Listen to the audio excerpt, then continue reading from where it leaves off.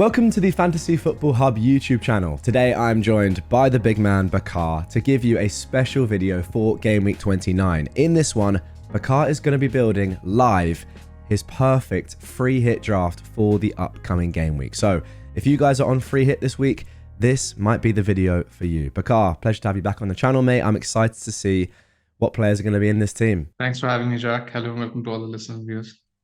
All right, let's get into it. We're building this, as we always do with these sort of drafts, on Fantasy Football Hub's My Team tool.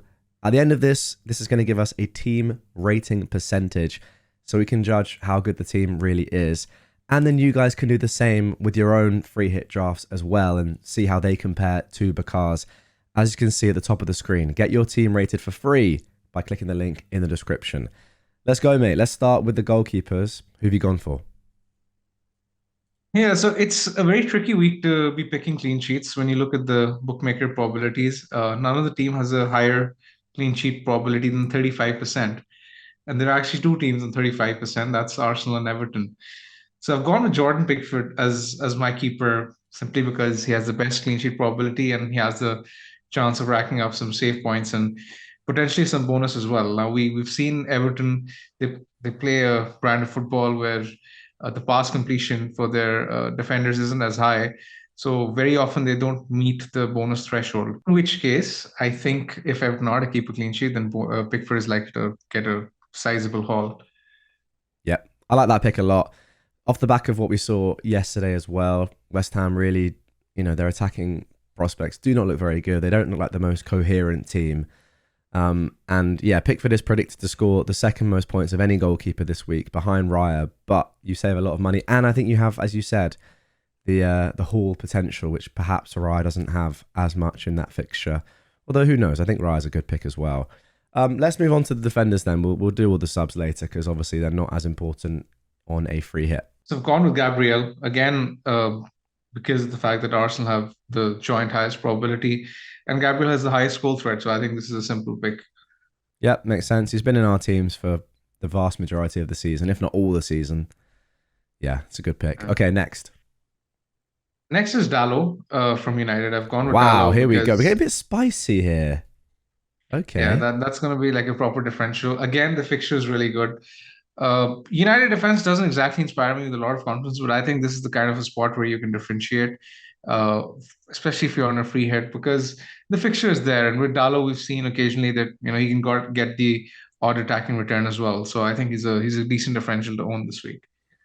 I think he was the one that crossed it in for Mazraoui, and Raya made that ridiculously good save. I feel like if that had been an assist, I think a lot more people perhaps would be looking at someone like a Dallo. So yeah, under the radar pick. His predicted points aren't great, but if you're on a free hit, maybe that's the sort of punt that you want to go for in your defense.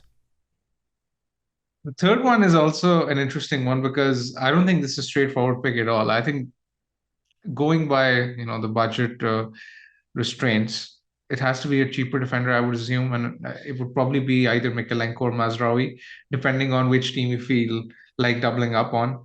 I mean, I was struggling to pick, so I just picked Mykolenko because of the better clean sheet odds, but I assume Mazraoui has the slightly better attacking threat. So if you're chasing the haul, potentially probably go with Mazraoui, but if you're going for safety, probably go Mykolenko. Okay, I'll put Mykolenko. You know what? No, I'll put Mazraoui in for now because I mean I'm not sure that many people will be on a double Man United defense, but it's aggressive, sure. So I rate it. So are we doing a back three? I presume in this team. It has to be back three, yeah, because I mean, as it stands, I was struggling to pick a third defender in the first place, so let alone four. So there's no chance of playing a four at the back this week. I suppose that some other options are Gvardiol, who has a good fixture at home to Brighton, but City just still not convincing me at all defensively. If there was a little bit more there, I'd be tempted to go there myself in my own team, but. What do you think about Gvardiol's attacking prospects? I mean, you talked about Mazraoui and Dallo. Surely Gvardiol is up there as one of the most attacking defenders in a game week like this. I mean, he occasionally gets in the box, but he isn't playing the very attacking left wing role we saw at the start of the season. So he's not the same attacking defender anymore. And when you look at City's defensive statistics, they've plummeted over the course of the season. So even though Gvardiol is a decent pick, I think there are equivalent picks this week, which you can make. For example, I've quoted the Everton Man United defense, maybe even someone like an Ait Nouri or someone like an Aina from Nottingham Forest against Southampton. I think those picks would actually tempt me more than someone like a Guardiola because I really struggle to see City keeping a clean sheet. I'm fairly convinced that Brighton will score. Oh, interesting. Okay, so that's it for the defense. Let's move on to the first midfielder. Now, midfield in general is a contentious one. I immediately just want to ask you about Palmer and whether or not he is in this team. I feel like he will be in this team, but does he have to be? That's actually an interesting question. He isn't He's actually in not. this Okay, team. good. I like that. I He's like not. that. Yeah, because the fixture is, it's not exactly that great. And I think if you're going on a free hit, you're looking to be more aggressive. And I think this is a spot which you can take on potentially, because a lot of the non-free hitters will own Palmer anyway. So I think you can probably take him on. Coming to the attack, I mean, I've actually loaded up on a lot of attackers in the Bournemouth Brentford game for obvious reasons. I see a lot of goals in this fixture. I think both teams will score. I love the Bournemouth mids, the Bournemouth attack. I have raved on about them over the course of the season. They're actually fourth for XG. And irrespective of the opposition, they seem to be scoring in every game. So at home, I would back them against Brentford. I've actually tripled up on their attack, and I would like to say that I have Clivert, Semenyo, and Evanilson, all Wow. three of them. That's I would have had it's all in, Dago, but I love it. but yeah, it's all in because this is the one fixture which I think you can really, really target um, for upside. And you must have sort of noticed a pattern where I've doubled up on certain defenses and where I've tripled up on the Bournemouth attack. It's mainly because you need to attack the free hit if you are to gain sizable number of points on the field. So I feel as if it's a calculated risk to take, I would say. And Clivert, Semenyo, Evan Nilsson, these three are standing out in terms of their minutes. It's a shame that Dango isn't nailed anymore. Yeah. But yeah, when it comes to the Bournemouth front three, it's got to be these three, I think, this week. Okay, and then you mentioned Brentford players. Let's move on to them. It's Mbomo basically because Okay. of his security of starts and how good he's been over the course of the season, consistency of minutes as well. So he's the Brentford talisman that I'm backing. So that's three midfielders. The fourth is an old favorite of mine. That's Bruno Fernandes, Yeah. and he's playing Leicester. He's playing Leicester. He scored a really good free kick this week. I know he's been playing deep, and he doesn't exactly appeal as much to me as he did, let's say, earlier on in the season. But at this point in time, I feel as if against Leicester for a guy on penalties, free kicks, set pieces, he has plenty of routes to point. So I would be very surprised if Bruno didn't return this week. I think Bruno would almost definitely be in my team if I was on a free hit. I'm not sure about the double Yeah. Man United defense. I don't think I would go that far, but in terms of Bruno, yeah. I mean, I'm looking at him even for my own team, and I'm not on a free hit. It's just that game week 30 game which isn't quite as good. But if you're on a free hit, then that Forest away game doesn't matter at all. Yeah, very differential. I mean, and Burmo's in a lot of teams, Clivert's in a lot of teams, but Semenyo I suppose as well. But Fernandez, Dallo, Mazraoui, Evan Nielsen, very fun picks with a lot of upside for sure. Let's continue. And Who's a next? lot of people who have Bournemouth players don't have triple Bournemouth anyway. They have like That's true. double at best. That's true. Yeah. So coming up front, I've gone with Erling Haaland. I firmly believe he's the best captain this week, hands down, looking at the fixtures. I know that City haven't really been at the races this season, but when you look at the fixtures, and especially with someone like a Salah blanking, I think City have the standout fixture for returns. I mean, look at the bookmaker probabilities as well. Haaland to score anytime is 54%.